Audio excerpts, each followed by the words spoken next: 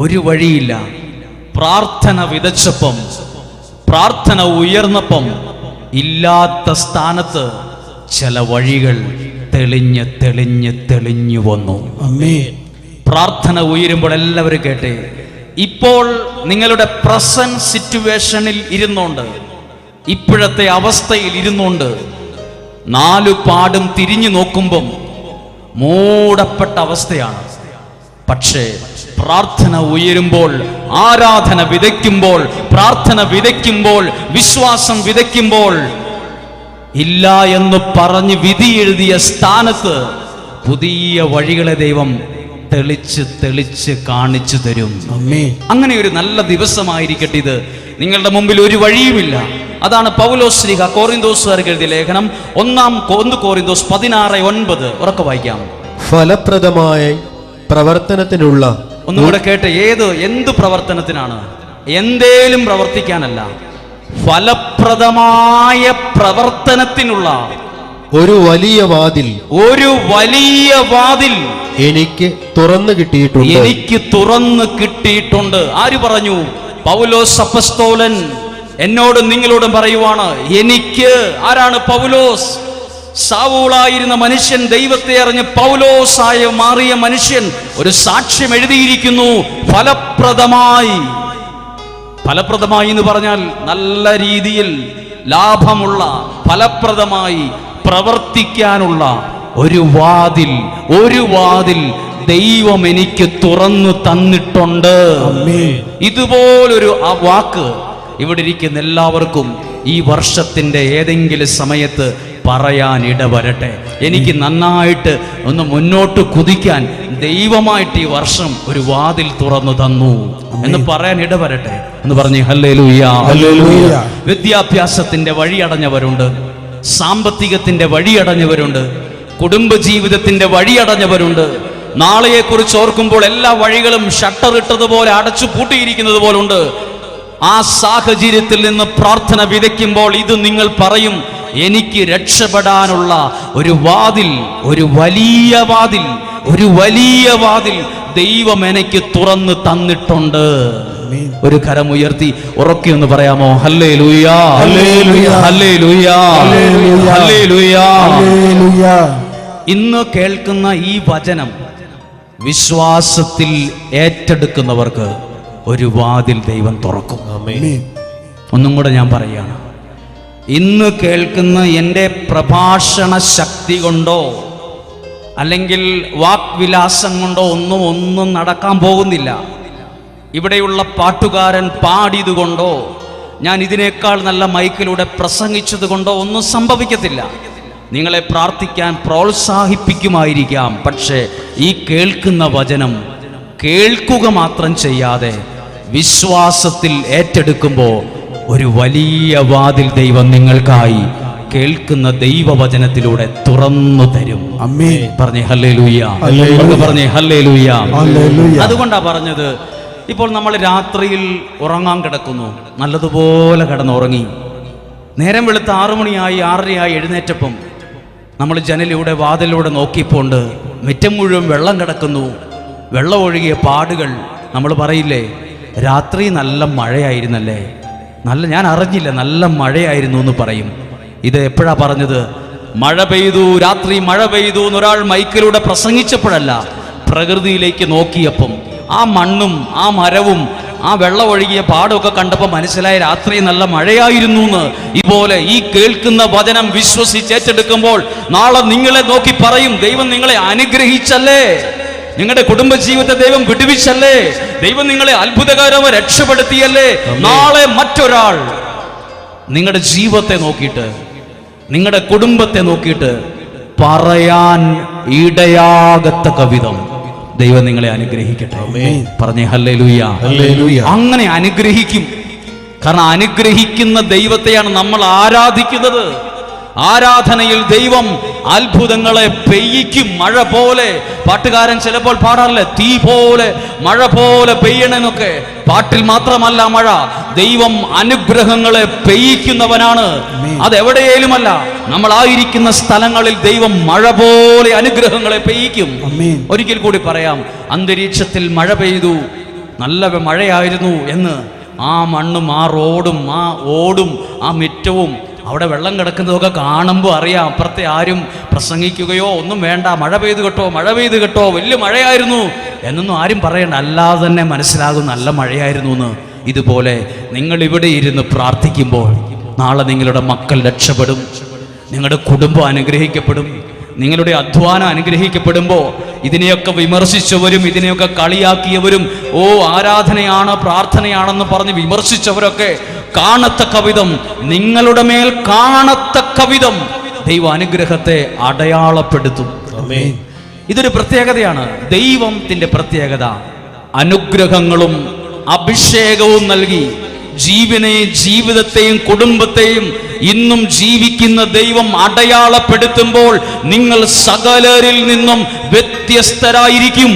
നിങ്ങളുടെ കുടുംബം വ്യത്യസ്തരായിരിക്കും, നിങ്ങളുടെ തലമുറ വ്യത്യസ്തരായിരിക്കും. വ്യത്യസ്തരാകാൻ കാരണം അനുഗ്രഹങ്ങൾ കൊണ്ട് ദൈവം നിങ്ങളുടെ ജീവനെ, ജീവിതത്തെ, ഭവനത്തെ അടയാളപ്പെടുത്തിയത് കൊണ്ടാണ്.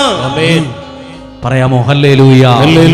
ഉയർത്തി പറഞ്ഞേ ഹല്ലേലൂയ, ഹല്ലേലൂയ. അതുകൊണ്ട് ഇന്ന് കേൾക്കുന്ന ഈ വചനത്തിലേക്ക് വേഗത്തിൽ വരാം. ഉൽപ്പത്തി പുസ്തകം ഇന്ന് വിഷയം പറയുന്നത് ദൈവം ചില വാതിലുകളെ തുറക്കും എന്ന് പറയാനാണ്. നമ്മൾ പ്രതീക്ഷിക്കുന്ന പോലൊന്നുമല്ല, ദൈവത്തിൻ്റെ ഇടപെടൽ അത്ഭുതപ്പെടുത്തുന്ന രീതിയിലാണ്. അത് മനസ്സിലാക്കാൻ ഉൽപ്പത്തി പുസ്തകം 21-ാമത്തെ അധ്യായം ഒന്ന് വേഗത്തിൽ എടുക്കുകയാണ്. ഉൽപ്പത്തി പുസ്തകം 21-ാമത്തെ അധ്യായം. ഇവിടെ എല്ലാ വഴികളും അടഞ്ഞ ഒരു അന്തരീക്ഷമുണ്ട്.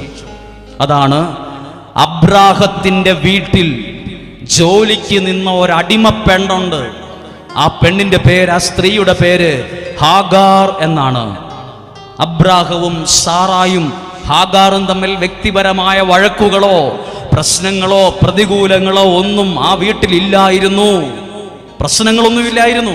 അതുകൊണ്ട് വീട്ടുവേലയ്ക്ക് നിന്ന ഹാഗാർ എന്ന പെൺകുട്ടി ഒരിക്കലും വിചാരിച്ചില്ല അബ്രാഹവും സാറായും എന്നോട് പിണങ്ങും എന്ന്. പക്ഷേ ഹാഗാർ ഒരു കുഞ്ഞിന് ജന്മം കൊടുത്തപ്പോൾ സാറായ്ക്ക് അത് ഇഷ്ടപ്പെട്ടില്ല. സാറ അബ്രാഹത്തോട് പറഞ്ഞു, ഈ സ്ത്രീയെ ഈ വീട്ടിൽ നിന്ന് പറഞ്ഞു വിടണം, കാരണം എൻ്റെ കുഞ്ഞാണ് അവകാശി. ഇതാ അവൻ ഹാഗാറിന്റെ കുഞ്ഞിനോടൊത്ത് കളിക്കുന്നു, ചിരിക്കുന്നു. നാളെ ഒരു സമയത്ത് അവൻ അവകാശം പറഞ്ഞു വരാൻ സാധ്യതയുണ്ട്. സാറായുടെ ബുദ്ധി വേറെ രീതിയിൽ ചിന്തിച്ചു. ഉടനെ അബ്രാഹത്തോട് പറഞ്ഞു, ഈ അമ്മേനെയും ഈ കുഞ്ഞിനെയും ഈ വീട്ടിൽ നിന്ന് പറഞ്ഞു വിടണമെന്ന് പറഞ്ഞ് ഒരു ദിവസം അബ്രാഹാം ഹാഗാറിനോട് പറഞ്ഞു, കുറച്ച് അപ്പവും വെള്ളവും കൊടുത്തിട്ട് പറഞ്ഞു, നീ പൊക്കോ. ഒന്നും കൂടെ കേട്ടെ. അബ്രാഹാം 10 സെന്റ് സ്ഥലം മേടിച്ചൊരു വീട് വെച്ച് ഹാഗാറിനോട് നീ ഇനി തൊട്ട് ഇവിടെ താമസിച്ചാൽ മതി എന്നല്ല പറഞ്ഞത്. ഹാഗാറിനോട് കുറച്ച് അപ്പവും വെള്ളവും കൊടുത്തിട്ട് പറഞ്ഞു, നീ ബെർഷബ മരുഭൂമിയിലേക്ക് പോ, നീ പൊക്കോ, ഇനി ഇവിടെ നിൽക്കണ്ട, എൻ്റെ ഭാര്യയ്ക്ക് അത് ഇഷ്ടമല്ല നീ ഇവിടെ നിൽക്കുന്നത് എന്ന് പറഞ്ഞു. ശ്രദ്ധിക്കാമോ, ഹാഗാർ ഒരിക്കലും സ്വപ്നത്തിൽ പോലും പ്രതീക്ഷിച്ചിരുന്നതല്ല സാറ ഇങ്ങനെ പെരുമാറും, അബ്രാഹം എന്നെ ഇറക്കി വിടും എന്ന് ചിന്തിച്ചതുപോലുമില്ല. ചിന്തിക്കാത്ത സമയത്ത്, പ്രതീക്ഷിക്കാത്ത സമയത്ത് ഒരു വലിയ പ്രതിസന്ധി വന്നു. നമ്മളറിയാം, പെട്ടെന്ന് നമ്മുടെ രാത്രിക്ക് കറണ്ട് പോകുന്ന പോലെ. ഇപ്പോൾ നിങ്ങൾ 8 മണി 9 മണിക്ക് എല്ലാവരും ഒത്ത് വർത്താനമൊക്കെ പറഞ്ഞിരിക്കുമ്പം പെട്ടെന്ന് അങ്ങ് കറണ്ട് പോയാൽ എന്തായിരിക്കും അവസ്ഥ? എല്ലാം സ്റ്റക്കാവും. പിന്നെ എങ്ങോട്ട് പോകാൻ? നമുക്ക് വീട് നല്ല പരിചയമാണ്. ഇവിടെ ബെഡ്റൂമാണ്, ഇത് ഭക്ഷണമേശയാണ്, അടുക്കള ഇവിടെയാണ്, ടോയ്ലറ്റ് ഇവിടെയാണ്, കട്ടിൽ ഇവിടെയാണ്, മേശ ഇവിടെയാണ്, കസേര ഇവിടെയാണെന്നൊക്കെ നമുക്കറിയാം. എന്നാലും പേടിയാ തട്ടി വീഴുവോന്ന്. എന്നാലും എവിടെയൊക്കെയോ പേടിയാ. സ്ഥിരമായി താമസിക്കുന്ന വീട്ടിൽ പോലും കരണ്ട് പോയാൽ പിന്നെ തപ്പിത്തടയും, തട്ടി വീഴുമോന്നൊരു പേടി. ജീവിതം, ഹാഗാറിന്റെ ജീവിതം കരണ്ട് പോയവരായി. തട്ടി വീഴുമോന്നൊരു പേടി. ഇതുപോലെ ആരൊക്കെയോ ഇവിടെ ഇരിപ്പുണ്ട്. നിങ്ങളുടെ ജീവനെ നോക്കി, ഇരുട്ട് പിടിച്ച ജീവിതത്തെ നോക്കി നിങ്ങളും ചിന്തിക്കുന്നുണ്ട്. എല്ലാം ഉണ്ട്, പണമുണ്ട്, വീടുണ്ട്, എഡ്യൂക്കേഷൻ ഉണ്ട്, സൗന്ദര്യമുണ്ട്. പക്ഷേ എന്നാലും ഒരു പേടിയാ, തട്ടി വീഴുമോ, വീണു പോകുമോ, എങ്ങോട്ട് കാലുകൾ വയ്ക്കണം, എല്ലാം ഒരു പേടി. ആകെ തപ്പിത്തടയുന്നത് പോലെ അന്ധനായ മനുഷ്യൻ റോട്ടിൽ തപ്പിത്തടഞ്ഞ് നടക്കുന്നത് പോലെ നടക്കുന്ന കാഴ്ചയുള്ളവരുണ്ട്. ജീവിതത്തിലുണ്ട്, കുടുംബത്തിലുണ്ട്, ഭാര്യയുണ്ട്, ഭർത്താവുണ്ട്, എല്ലാം ഉണ്ട്. പക്ഷെ തപ്പിത്തടഞ്ഞ് നടക്കുകയാണ്.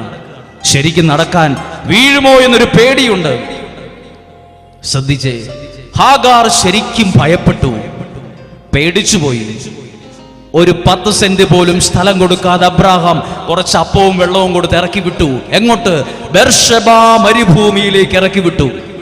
മരുഭൂമിയിലേക്ക് പോയി, ആളും അർത്ഥവും ഇല്ലാത്ത സ്ഥലത്ത്. ഞാനൊരു വാക്ക് പറയട്ടെ, ഹാഗാറിന്റെ വ്യക്തി ജീവിതത്തിൽ ഹാഗാറും കയ്യിലൊരു കുഞ്ഞും, വീടില്ല, സ്വന്തക്കാരില്ല, ബന്ധുക്കളില്ല. വേറൊരു വാക്കി പറയട്ടെ, എല്ലാ വഴികളും അടഞ്ഞ് പൂട്ടിപ്പോയ ഹാഗാർ. പെട്ടെന്ന് കരണ്ട് പോയതുപോലെ ജീവിതം സ്റ്റക്കായി പോയ ഹാഗാർ. എങ്ങോട്ട് തിരിയണമെന്നറിയാതെ വലഞ്ഞ ഒരു നിമിഷം, സങ്കടപ്പെട്ട നിമിഷം. അപ്പോൾ ഇതും പൗലോസ്ലിഹയുടെ വാക്കും. നാളെ ഹാഗാർ ഒരു ദിവസം പറയുന്നൊരു വാക്കുണ്ട്, എനിക്ക് ദൈവം വഴി അടച്ചില്ല, എനിക്ക് ദൈവം വഴി തുറന്നു എന്ന് പറഞ്ഞേ ഹല്ലേലൂയ. ഹാഗാറിന്റെ ഉൽപ്പത്തി പുസ്തകം 21-ാം അധ്യായം ഹാഗാർ മൈക്കിലൂടെ പ്രസംഗിക്കുന്നില്ല, ദൈവം എന്റെ വഴി അടച്ചു എന്നല്ല. ഹാഗാർ പ്രസംഗിക്കുന്നു, ഈ ദൈവം എനിക്ക് വഴി തുറന്നു, മരുഭൂമിയിലും വഴി തുറന്നു. ഈ ഇരുട്ടായി പോയ, സ്റ്റക്കായി പോയ എന്റെ ജീവിതത്തെ, എന്റെ വഴികൾ തുറന്നത് ഇന്നും ജീവിക്കുന്ന ദൈവമാണ്. നിങ്ങളുടെ ജീവിതം സ്റ്റക്കായി എന്ന് വിചാരിച്ചിരിക്കരുത്. ദൈവം വഴികളെ തുറക്കും. വെറുതെ വിശ്വാസത്തിന്റെ വാക്കുകൾ പറ. വിതച്ചത് കൊയ്യും, വിതച്ചത് കൊയ്യും എന്ന് പറഞ്ഞാൽ, ഞാൻ പറയുകയാണ് ദൈവം എനിക്ക് വഴി തുറക്കും എന്ന് ഞാൻ വിശ്വസിച്ചാ പറയുന്നെങ്കിൽ എനിക്ക് വഴി തുറന്നിരിക്കും. കാരണം ഞാൻ അതാ വിതച്ചത്. എനിക്ക് നല്ലത് വരും, അതാ ഞാൻ വിതച്ചത്. എനിക്ക് നല്ലത് വരും. എനിക്ക് ഉയർച്ച വരും, അതാ ഞാൻ വിതച്ചത്. എനിക്ക് ഉയർച്ച വരും.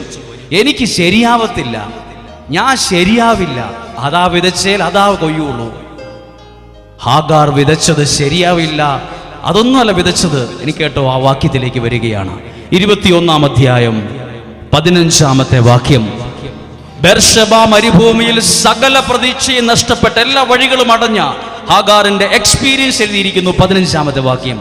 തുകൽ സഞ്ചിയിലെ വെള്ളം തീർന്നപ്പോൾ, അതായത് അബ്രാഹാം കൊടുത്തുവിട്ട ഒരു തുകൽ സഞ്ചിയുണ്ട്, തോല് കൊണ്ടുണ്ടാക്കിയ സഞ്ചി. അതിനകത്ത് ആ വെള്ളം കൊടുത്തുവിട്ടെ, ആ വെള്ളം തീർന്നു പോയി. നിങ്ങളുടെ ജീവിതത്തിൽ എന്തേലും തീർന്നു പോയിട്ടുണ്ടോ? സാമ്പത്തികം തീർന്നു, സമാധാനം തീർന്നു. അവിടെയൊക്കെ ദൈവം ചില പുതിയ തുടക്കമിടും, പുതിയ വഴി തുറക്കും. കേൾക്കൂ. അവൾ കുട്ടിയെ ഒരു കുറ്റിക്കാട്ടിൽ കിടത്തി. കൈക്കുഞ്ഞുമായി പോയ ഹാഗാർ.